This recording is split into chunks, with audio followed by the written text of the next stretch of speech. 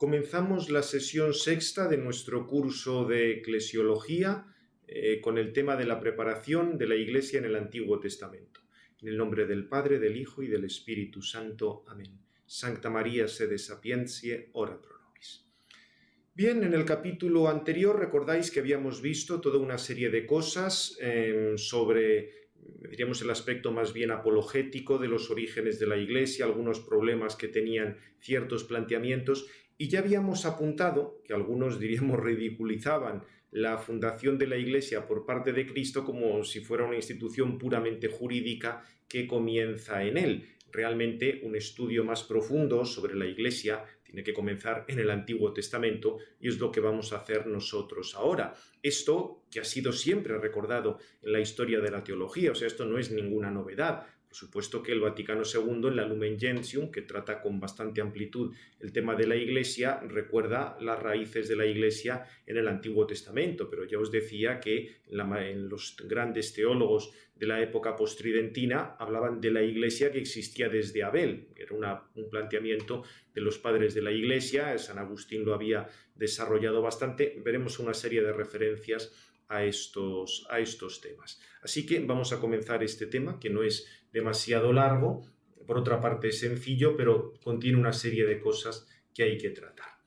Lo primero que os digo aquí en el resumen: un correcto estudio teológico sobre la Iglesia debe comenzar por el Antiguo Testamento, siempre reconocido por los cristianos como parte integrante del designio divino y orientado hacia Cristo. Cristo como Salvador, como Mesías prometido, llega en un determinado pueblo, según había sido predicho por los profetas.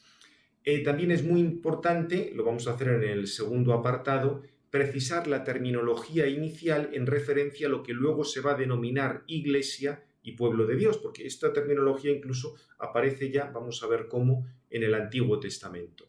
Ya desde el punto de vista más histórico, pero histórico, se entiende, ¿no? En el sentido de meternos en detalles históricos, de ir verificando con la historia profana cosas que cuenta el Antiguo Testamento, sino desde el punto de vista de la teología, cómo está todo esto en la historia de la salvación. Haremos referencia al papel de Abraham, sobre todo la alianza del Sinaí con Moisés, y luego algunos aspectos de la entrada en la tierra prometida, las diversas vicisitudes del pueblo, todo el tema de la monarquía, la caída de la monarquía y, muy importante, todo el tema del mensaje profético. Porque en ese mensaje profético se habla de una nueva alianza, que es donde se va a situar Jesucristo. Ahí veremos pues lo que se dice del Mesías, de la hija de Sión. Todo esto son cosas importantes porque luego, para leer el Nuevo Testamento, lo vamos a ver. Si no se tiene presente este aspecto del Antiguo Testamento, de la antigua alianza, de los profetas, hay multitud de cosas que pasan desapercibidas o que no se entienden bien. De este modo, el esquema es también bastante sencillo. Primero recordaremos el presupuesto básico de la providencia divina, por el cual debemos comenzar el estudio sobre la Iglesia en el Antiguo Testamento. Diremos una serie de cosas breves de terminología sobre las nociones de Iglesia y pueblo de Dios, y luego ya comenzaremos un poco con lo que es la historia sagrada en relación con la Iglesia. El tema del pueblo de Dios prometido a los patriarcas, centrado sobre todo en Abraham, la creación del pueblo de Dios en el desierto, en la alianza que recibe Moisés, y luego todo lo referente al mensaje profético sobre la renovación del pueblo de Dios, porque sabemos todo el tema del destierro, la caída de Jerusalén, todas estas cosas, pero ahí lo que más nos interesa es el mensaje profético, porque dice cómo va a ser el nuevo pueblo de Dios, o al menos nos indica algunas cosas sobre ese pueblo de Dios futuro. Como veis, este es el esquema, es bastante sencillo. Pasamos ya al primer apartado, el presupuesto de la providencia divina. Como comento aquí, podría parecer extraño hablar de la Iglesia desde el Antiguo Testamento. No hay, diríamos, ahí no está Cristo. Es curioso porque en general los medievales no tenían ningún inconveniente, y los padres, en hablar de sacramentos en el Antiguo Testamento, en cuanto que eran signos sagrados que contenían una cierta profecía, una cierta prefiguración de Cristo. Y para ellos la idea de que el Antiguo Testamento estaba profetizado Cristo y la Iglesia es muy claro. La exégesis patrística y medieval de los Salmos, por ejemplo, es amplísima en ese sentido. Entonces, el presupuesto de todo eso, y que es el que tenemos nosotros, es el de la providencia divina. O sea, toda la providencia divina ha guiado a la humanidad para ser divinizada en Cristo. Es decir, para que por la acción de ese Salvador se llegue al perdón de los pecados y se recibe esa vida de la gracia, esa vida en el Espíritu Santo. Lo que pasa es que esto, diríamos, se ha realizado conforme al mismo desarrollo histórico de la humanidad. El hombre se va desarrollando a lo largo de la historia. Por supuesto que lo esencial de la persona es lo que le viene por creación del alma inmediatamente por Dios, pero hay un desarrollo en la sociedad, hay todo un desarrollo de la cultura y de la civilización, del cual el mismo Dios, digamos, es una dinámica del cual el mismo Dios se ha querido servir. No es que, diríamos, el desarrollo de la cultura vaya a superar la revelación, no, pero la misma revelación ha tenido que irse manifestando poco a poco. Por eso ya había una preparación del pueblo de Dios en el cual iba a venir Cristo. De hecho, el mismo Nuevo Testamento, como veremos más adelante, San Pablo especialmente, verá qué relación hay entre esa alianza del Sinaí, la revelación en el Sinaí, y todo el Antiguo Testamento, y lo que va a inaugurar Jesucristo. Este es uno de los temas que San Pablo va a tratar con más detalle. También de manera genérica debemos recordar que el fin del Antiguo Testamento es preparar la venida de Cristo, o sea, hay una unidad de la revelación y los acontecimientos históricos concretos del Antiguo Testamento están orientados a otros acontecimientos, en concreto el acontecimiento futuro de la llegada de Cristo y del surgimiento de la Iglesia. En este sentido, el capítulo 4 del Dei Verbum sobre el Antiguo Testamento nos habla un poco de cómo entender esa relación. Y también lo que os decía antes, los padres de la Iglesia trataron esto mucho y fue recogido en toda la gran teología medieval y postridentina. Y es que, sobre todo los padres, en el plan apologético a los paganos, tenían que responder a la pregunta ¿por qué había tardado Cristo tanto en venir? Curtam sero, ¿por qué tan tarde? Porque Cristo ha tardado tanto y no ha venido pues unos miles de años antes. Entonces, parte de la respuesta de los apologetas es sí, ciertamente, Cristo ha nacido ya en la época del Imperio Romano y demás, pero en realidad ya había una presencia divina antes en el Antiguo Testamento, ya había una revelación antes que era una preparación a este Cristo que iba a venir. Y de hecho, una de las características de la Iglesia es que frente a grupos heréticos, como por ejemplo los marcionitas, que rechazaban el Antiguo Testamento, lo acepta como algo propio. Es una unidad del designio divino, por supuesto sabiendo que hay que leerlo de una manera adecuada, sabiendo que ahí había multitud de cosas que eran provisionales, porque eran una profecía de cuando Cristo llegara, o sea, sabiendo hacer una lectura adecuada, teniendo en cuenta que el centro de la revelación es Cristo. Aquí os he puesto dos textos de San Agustín que son bastante claros en este sentido. Fijaos el primero, el que habla de la Iglesia desde Abel. De esta manera, este es muy conocido, el de Civitate Dei. De esta manera, peregrinando entre las persecuciones del mundo y los consuelos de Dios, avanza la Iglesia por este mundo en estos días malos. Días malos porque, digamos, a San Agustín le tocó toda esa caída del Imperio Romano de Occidente, etc. Dice, no solo desde el tiempo de la presencia corporal de Cristo y sus apóstoles, sino desde el mismo Abel, primer justo a quien mató su impío hermano, y hasta el fin de este mundo. O sea que, como veis, por tanto, para San Agustín, la presencia de la Iglesia hay que retrotraerla al primer justo, a Abel. Se podría preguntar por qué no hablan de Adán y Eva. Bueno, realmente la gracia, lo que había recibido Adán en el paraíso, como todavía no había sucedido el pecado, no estaba tan claro eso, digamos, en relación con un Salvador. La promesa del Salvador está en Génesis 3. Entonces, diríamos, después de esa promesa, pongo hostilidades entre tu estirpe y la suya, referida a la mujer, se habla de ese futuro Salvador. Ya San Agustín y otros padres pues hablan después, los que van a venir después, y en ese sentido Abel, que muere pues asesinado por su hermano. Es un poco el motivo de lo de desde Abel. Luego también aquí vuelve a decirlo de otra manera, son además textos que si lo leyéramos en latín son bastante bonitos en cuanto a digamos, la manera de construirlos.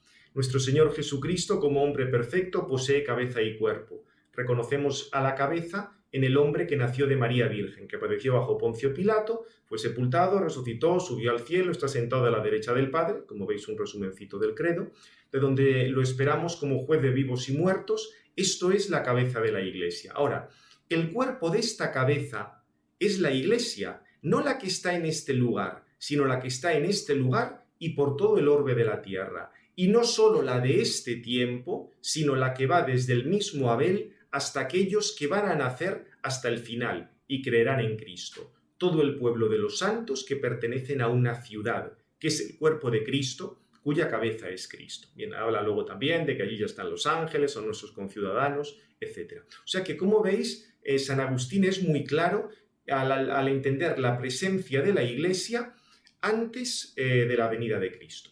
Evidentemente, esto luego cuando veamos textos de San Agustín en el capítulo correspondiente veremos un poco las matizaciones que pone San Agustín, pero en él es clarísimo que se debe hablar de la Iglesia antes de la venida de Cristo. Algunos autores, incluso antes del pecado original o antes de los primeros hombres. Orígenes, por ejemplo, hablaba de una iglesia preexistente. Sabéis que Orígenes situaba primero como unas criaturas intelectuales creadas en torno a Dios, que todas además igual, como en un cierto comunismo espiritual, y debido a su pecado se alejan de Dios, se caen de esa contemplación y adquieren cuerpos más o menos pesados, porque para Orígenes la creación corporal era fruto del pecado. Entonces, el mismo Orígenes hablaba de como una iglesia de esas almas unidas a Dios. Esto evidentemente en San Agustín no está, pero para que veáis que esta idea de la iglesia como algo previo a Cristo, y luego una preparación para Cristo, está en muchos autores. Lo que también el tema fundamental, y con esto ya cerramos este primer epígrafe, es la cuestión de los justos del Antiguo Testamento.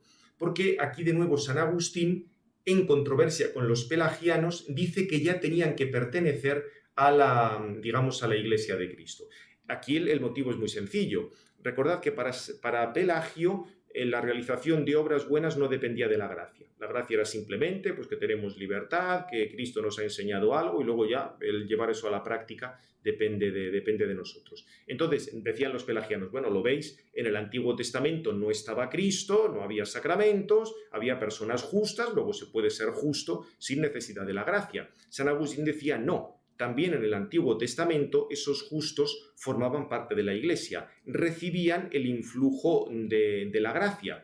Evidentemente Cristo todavía no había llegado, pero sí existía la fe en que Cristo iba a venir. O sea que en ese sentido estaban vinculados a la Iglesia de Cristo, aunque de Cristo todavía como profetizado, no Cristo como venido a este mundo, muerto en la cruz por nosotros, etc. Por eso decía San Agustín que si los justos del Antiguo Testamento habían podido cumplir la ley, era por la gracia, lo cual lo relacionaba en cierta manera con Cristo. Estas cosas de todo modo las profundizaremos con mucho más detalle en la parte sistemática. Ahora simplemente las apunto. Bien, y antes de pasar a la cuestión directamente de la historia sagrada en el Antiguo Testamento, vamos a hacer un par de precisiones terminológicas sobre el término iglesia, eclesía y el término pueblo de Dios, porque luego esto se ha empleado mucho y no está mal ver un poco cómo surgen estas palabras.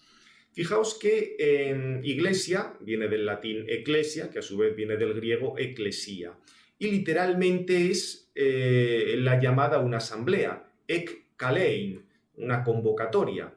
Tenía un carácter religioso en el antiguo pueblo de Dios, porque, lo vamos a ver ahora, se reunían, pero en razón de una llamada que procedía de Dios.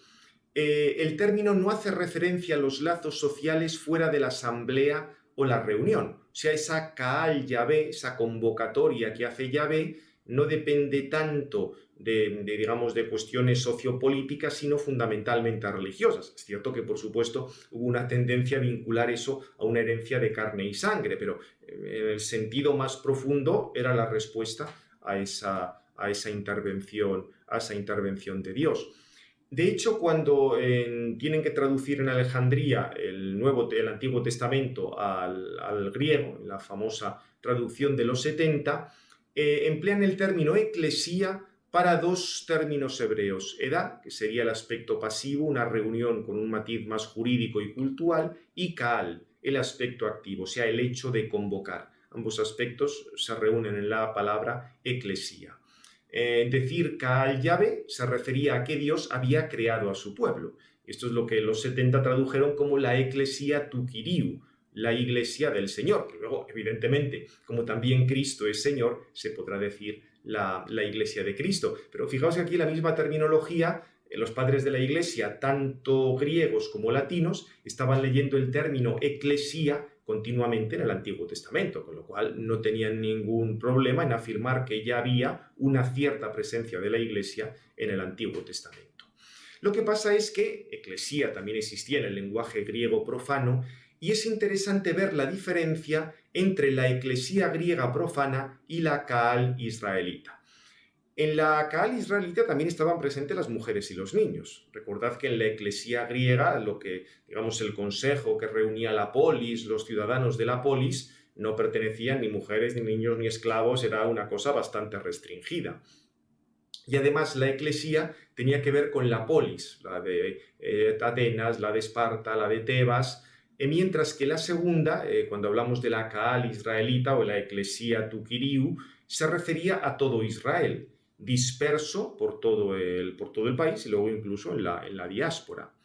Por otra parte, en la eclesía griega predominaba el elemento profano, aun dentro de un contexto sacro general, mientras que en la Kaal predominaba el aspecto religioso. Esto debemos tenerlo en cuenta porque recordad que en la fundación de una ciudad antigua, primero se acotaba un terreno, se hacía un sacrificio a los dioses protectores y, digamos así, quedaba ya el inicio de esa ciudad. Los problemas que hubo en Roma, por ejemplo, cuando hubo que sacar la ciudad fuera de aquel perímetro inicial. No se sabía si aquello era nefasto, si aquello era aprobado por los dioses o no. Desde el punto de vista más simpático, recordáis aquella gran operación inmobiliaria de la reina Dido en la fundación de Cartago, que pide al rey del lugar que le dé un trozo de terreno. El rey le dice sí, pero un trozo de terreno en el que quepa la piel de una vaca. Entonces ella resuelve el primer problema geométrico de cómo maximizar el espacio acotado por una determinada línea, y hace una circunferencia. Es un problema luego geométrico que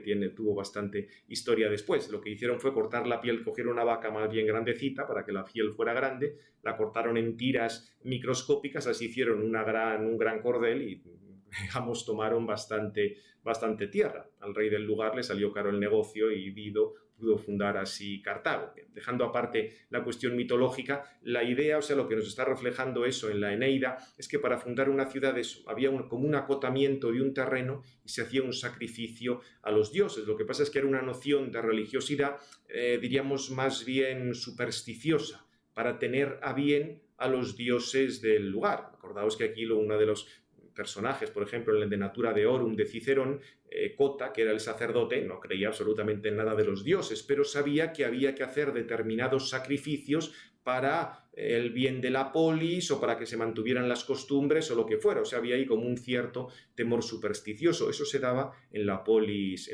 griega. O sea, tienen ese carácter religioso tanto la polis griega como la eclesía, pero lo que pasa es que la manera de entender la religión es muy distinta. Está todo el tema de una revelación, de unos mandamientos, una manera muy distinta la del Antiguo Testamento y la del paganismo, pues griego o latino.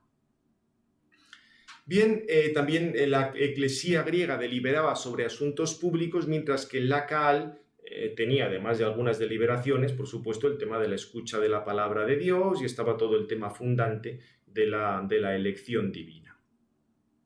Diríamos en el Antiguo Testamento, y como una cierta evolución de este término, fue adquiriendo diversos matices. De hecho, después del exilio, cuando volvieron del exilio de Babilonia, el término se emplea para la dimensión local e histórica y también para las esperanzas futuras, esa futura restauración de la asamblea del pueblo de Dios. Los hebreos de lengua griega en la diáspora la usaban Lo que pasa es que no empleaban tanto el término eclesía como sinagogue, era parecido. Literalmente es una congregación, la congregación de cosas, de personas. Eclesía tiene más que ver con una llamada. Probablemente este debió ser el motivo por el cual los cristianos, bueno, primero porque los primeros cristianos se consideraban que ellos eran el verdadero pueblo de Dios, por eso tenían el término eclesía, y además los judíos que vivían fuera de Palestina preferían el término sinagogue, de ahí viene sinagoga, al de eclesía, con lo cual los cristianos, diríamos, se quedaron ya con ese término. Si nos volvemos digamos, al campo propiamente del pueblo de Israel, después del exilio, cada vez se acentuaron más los aspectos religiosos de la Kaal frente a los nacionales. Lógicamente, se habían destruido el pueblo, habían destruido el templo, vuelven, lo reedifican poco a poco, pero tampoco es que sean una gran potencia en la época, por eso se fijan más en los aspectos religiosos, y se vio el momento del Éxodo y el momento del Sinaí, cuando se recibe la ley de Moisés, como el momento ideal de la fundación prácticamente de aquella asamblea. Y en el Antiguo Testamento sí se habla de Israel como edad, como comunidad que celebra la Pascua en el desierto, y uno de los momentos más importantes de aquella asamblea, además de, por supuesto, de lo del comienzo en el Sinaí con Moisés y todo esto, fue la consagración del templo. Por parte de David había preparado cosas, luego Salomón es el que lo construye. Entienden que lo del templo es un elemento muy importante para hablar de esa Kaal, de la eclesía. También fue importante, por supuesto, la vuelta del pequeño resto a Israel después del exilio, porque no es que volvieran todos, por lo menos al principio. Hubo personas que quedaron allí y los que volvieron pues reconstruyeron un poco el templo como pudieron. Si nos fijamos ahora en el Nuevo Testamento, los cristianos eligieron ese término eclesía para designarse a sí mismos, y además con varios significados, porque puede referirse tanto a la asamblea reunida en un determinado lugar para una acción litúrgica, los cristianos que están en una ciudad o en una unidad territorial, o de una manera mucho más amplia, todos los fieles dispersos por todo el mundo. Como veis, esto tiene este aspecto de los fieles dispersos por todo el mundo tiene todavía más relación con lo que hemos visto de eclesía del Antiguo Testamento, porque ahí en efecto eran todos los israelitas al menos en todo Israel, no solo en una ciudad o en un lugar determinado. Bien, pues junto con este término eclesía, también hubo otro que era laos, pueblo de Dios. Digamos, en el Antiguo Testamento adoptó el término am, que indicaba parentesco o lazo de sangre, para designar así al pueblo elegido, mientras que los demás pueblos de la tierra eran los goyim. Eso, fijaos que en los 70 pasa la traducción laos etne. Laos es el pueblo de Israel y etne serán los gentiles, las otras naciones, etc. Al principio, digamos, am y goy, o sea, las raíces de esos dos términos, simplemente designaban un grupo de hombres constituido, hablaban de agrupaciones humanas. Lo que pasa es que cada vez más am se reservó para el pueblo en cuanto que tenía que ver con Dios, etc. Y con este vocabulario se acentúa la idea de que Dios está a la cabeza de ese pueblo, fundamentalmente para actividades guerreras, defenderse de otros enemigos, conquistar la tierra prometida, lo que fuera.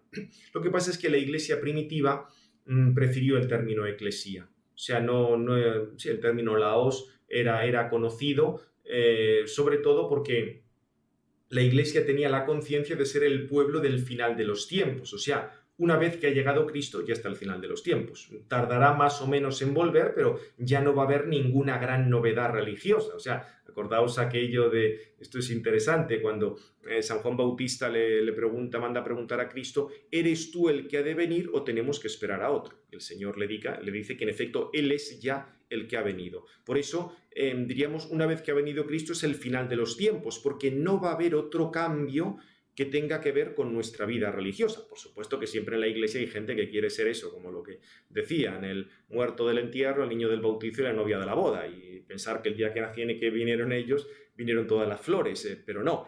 digamos ya, la novedad la ha puesto Jesucristo. Hay gente que le hubiera encantado estar en aquel tiempo por estar un poco en el centro de... Pero no han estado en ese momento y ya digo que la plenitud de los tiempos es la venida de Jesucristo. Por eso es el pueblo escatológico, porque ya lo que tenía que suceder ha sucedido. Ahora lo que habrá que hacer será ponerlo en práctica, que el Espíritu Santo recuerde las palabras de Cristo, que nos ayude a vivirlo, todo esto. Pero ya es el último momento en el sentido de que no va a haber, una nueva proclamación de sacramentos, un tercer testamento o algo de ese estilo.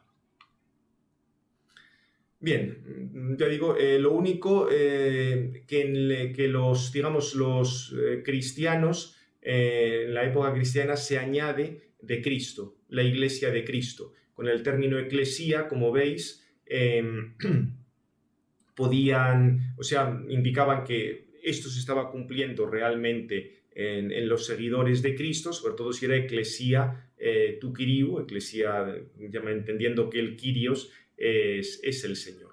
Aquí os comento que la continuidad en la historia de la salvación se puede destacar con el término pueblo de Dios y la discontinuidad o la novedad cuando hablamos de eclesía de Cristo. Pero el tema de continuidad o discontinuidad lo veremos con más detalle en la parte sistemática.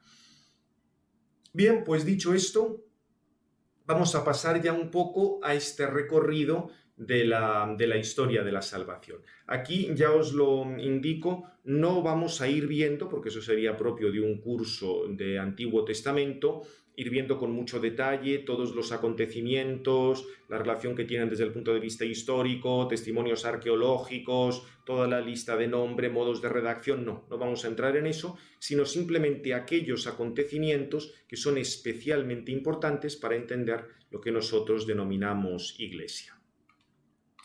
Ante todo, estaría lo que vemos en el apartado 3, el pueblo de Dios prometido a Abraham. O sea, el tema de la promesa a Abraham es uno de los puntos fundamentales. Lo que pasa es que ya antes de la promesa algo tenemos que decir. No en vano los padres han hablado de esa eclesia ad Abel, la iglesia desde Abel. Dios ha creado al hombre para que participe de su amistad, le ha destinado libremente a ese fin sobrenatural y esto desde el primer momento. Aquí, por supuesto, podríamos entrar en todas las discusiones de si esa gracia del primer hombre dependía de Cristo o no. Aquí está la celebérrima cuestión sobre los motivos de la encarnación. Si la encarnación es para la redención del pecado, si es simplemente pues, para la elevación del hombre. Aquí lo que pasa además habría que discutirlo con bastante detalle porque muchas veces se han simplificado las posiciones entre Santo Tomás, Escoto. No vamos a entrar ahora en eso porque, ya digo, nos llevaría mucho. En el manual de Antropología Teológica, ahí lo tenéis con un poco más de detalle, pero aquí no vamos a entrar. O sea, dejando aparte el tema de la gracia de Adán, la gracia de los ángeles, es evidente que en el momento de la creación de los primeros hombres y su elevación a la gracia, no recibían la gracia por mediación de Cristo, porque ni siquiera se había formulado la promesa de un Salvador futuro. Por eso ya digo que el punto en concreto, el punto de partida de muchas reflexiones de San Agustín es esa promesa del Salvador que vencería el pecado. Génesis 3:15, una vez cometido el pecado ya habrá que conseguir el perdón de ese pecado, hará falta un Salvador, etc. También respecto a la situación del paraíso, es interesante que algunos padres de la Iglesia, como el Niceno, veían aquello como una situación ideal de la humanidad y que, en cierto modo, la ascensión espiritual sería como una búsqueda de ese paraíso perdido. Y diríamos, esto lo relacionaba un poco con la Iglesia. La Iglesia es tratar de restituir la situación inicial, solo que eso se va a dar pues, de una manera completamente distinta, porque ahí será un Salvador el que va a continuar la acción, digamos, el que va a llevar a cabo la acción divina en la Iglesia. Obviamente el pecado supone esa ruptura de la relación con Dios. Lo que pasa es que también junto con el pecado tenemos ya esa iniciativa divina para restaurar las relaciones de Dios con el hombre.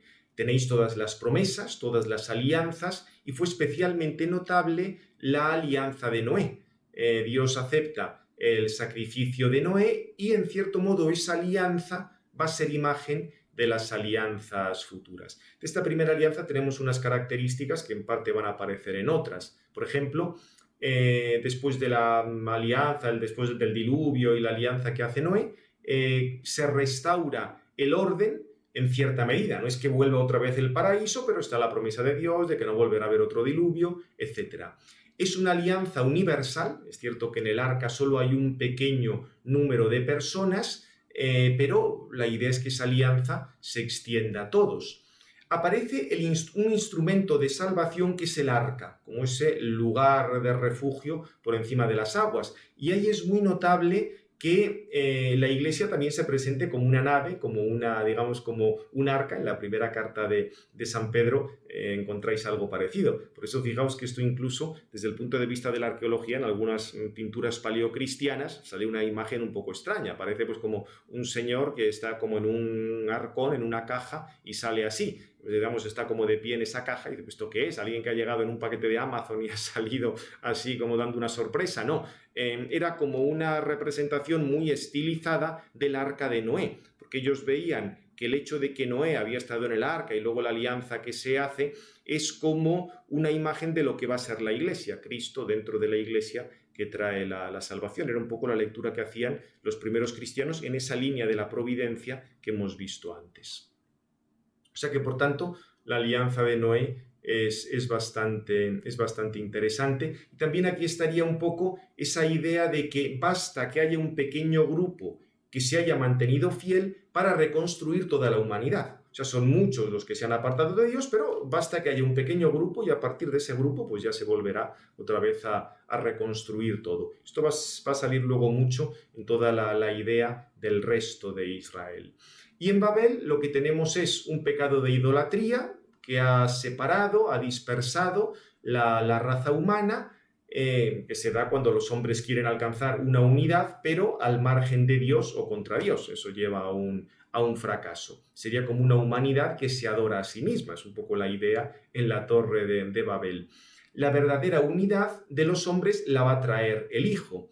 Y precisamente de nuevo esto en los momentos fundacionales de la Iglesia, cuando ya, digamos, definitivo, cuando está Cristo, fijaos que el don de lenguas es como el superar la división que había producido la Torre de Babel con la dispersión de lenguas. O sea, frente a lo que había sido una dispersión, ruptura de lenguas por el pecado, ahora habrá un don, un carisma de poder hablar en distintos idiomas para entenderse y poder transmitir a Cristo y las maravillas de Dios. Bien, esto sería un poco como diríamos, alianzas o situaciones previas a Abraham, que es donde, digamos, se va a poner un poco el centro de, digamos, en la primera, sí, gran alianza.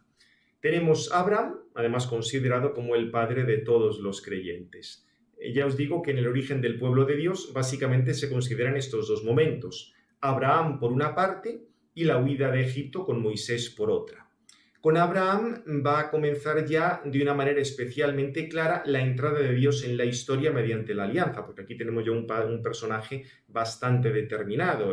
Lo anterior se situaba en una antigüedad nunca bien perfilada. Sí, hacía referencia a algún tipo de sucesos y acontecimientos que se habían dado, pero en el caso de Abraham ya todo es mucho más preciso. Y a partir de él se va a dar la formación del pueblo de Dios. Por eso Abraham se puede considerar como el padre de Israel. Entre los diversos elementos que podemos advertir tenemos una vocación gratuita por parte de Dios, o sea, hay una intervención salvadora de Dios. Comienza la historia salutis, o sea, no tanto una historia profana, sino la historia de la salvación, los acontecimientos que van a dar lugar a la salvación. Y junto con esa vocación tenemos la respuesta de fe y la obediencia de Abraham, todo el tema de Abraham que va a quedar como modelo de fe. De ese modo se va a anunciar una descendencia no solo de carne y sangre, porque lo fundamental para Abraham va a ser la respuesta de fe que da Abraham. Por tanto, el ser hijos de Abraham no va a tener que ver tanto con la carne y la sangre cuanto con la fe. Esto es una de las cosas que San Pablo subrayó enormemente. Por eso decía, sí, está muy bien la ley de Moisés, pero ojo, porque antes había habido una promesa que se vinculaba a la fe. Y así, pues eso luego lo relaciona con Cristo, etc. Y en tercer lugar, importante respecto a Abraham, hemos dicho la vocación gratuita, la respuesta de fe y su obediencia a Dios. y que hay unas promesas. Abraham es portador de las promesas. Hay una promesa universal en el sentido de que Abraham va a ser la causa de bendición para muchos pueblos, en el sentido de que de su descendencia iba a salir ese Salvador. Acordaos de las palabras del Señor cuando Abraham vio mi día, se alegró. Entonces ahí está esa promesa.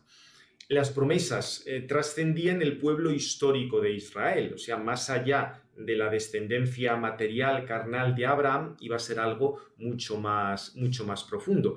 El gran drama del pueblo de Israel era que con frecuencia se quedaban solo, por lo menos muchas personas, en los aspectos más materiales de la promesa, tal tierra, tal lugar, tales bienes, que de por sí eran contingentes, porque lo realmente importante era la bendición de Dios. Ese era el elemento esencial que iba a dar lugar pues, a la Iglesia, esa bendición que iba a venir sobre todo por el sacrificio de Cristo. Entonces, la misión principal de Abraham iba a ser el ser depositario de un testamento o de una alianza. Estas características que hemos visto de la alianza, la vocación o iniciativa de Dios, la respuesta de fe y obediencia de Abraham y las promesas, de una manera o de otra, las vamos a tener presentes. De hecho, aquí las vuelvo a plantear de otra manera similar. El tema de que la alianza es algo gratuito, responde a la iniciativa de Dios, que conlleva una bendición especial de Dios, por eso hay una elección y un privilegio, aunque este punto, diríamos, a veces se ha prestado a malas interpretaciones, porque era una bendición y un privilegio para transmitirlo a otras personas, que llegara a todos, un poco lo de que a partir de un pequeño grupo se llega a todos, pero es indudable que eso se da. O sea, Dios no dispone muchos medios para la salvación, pero dentro del plan de Dios ha estado esta elección de ese pueblo para que fuera el pueblo del cual iba a venir el Salvador. Y luego, en tercer lugar, la alianza conlleva un compromiso de respuesta por parte de los hombres. Y este compromiso, ahí estaba la señal exterior de la circuncisión. Diríamos, el compromiso se mostraba pues, en ese gesto, en este acto concreto de la circuncisión, por supuesto en más cosas, pero como algo especialmente visible.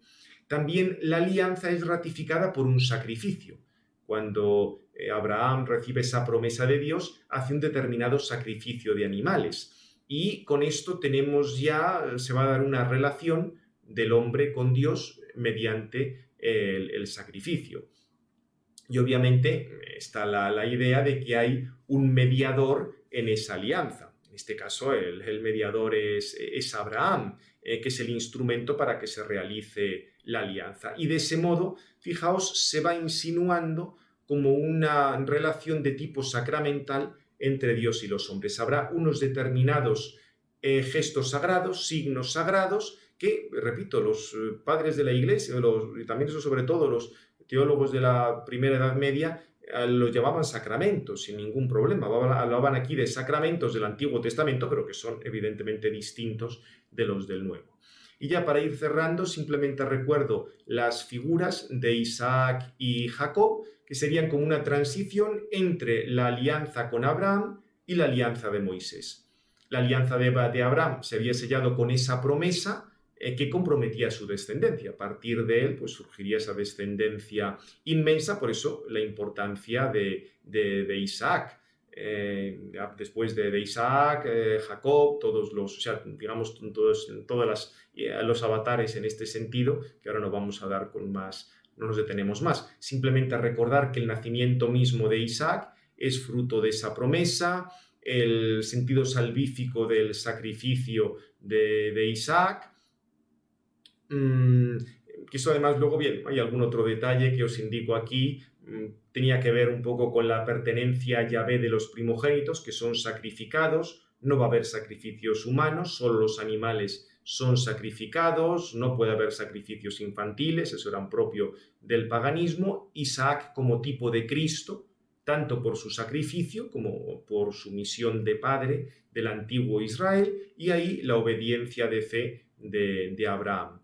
Después Jacob nace como descendiente de Abraham, pero curiosamente siendo mellizo es elegido por pura gracia de Dios. Vuelve a aparecer el tema de la gratuidad, no por fuerzas humanas. Esto San Pablo lo subrayó mucho en el capítulo 9 de la carta a los romanos. El mismo nombre de Jacob a Israel, recuerda esa bendición de Dios para la descendencia, con los 12 hijos de Jacob, el inicio de las 12 tribus y el traslado a Egipto, que va a ser un poco el escenario del cual van a huir y en el cual tendrá lugar la alianza en el desierto. Ahí estaría la historia de José, en la que aparentemente Dios se oculta y abandona a José, pero aquello va a tener ese final feliz de cómo la providencia va a guiar todo para que los hijos de Jacob puedan aterrizar todos en Egipto con José y luego de ahí, pues unas generaciones después, salgan de Egipto y tenga lugar la alianza de Moisés.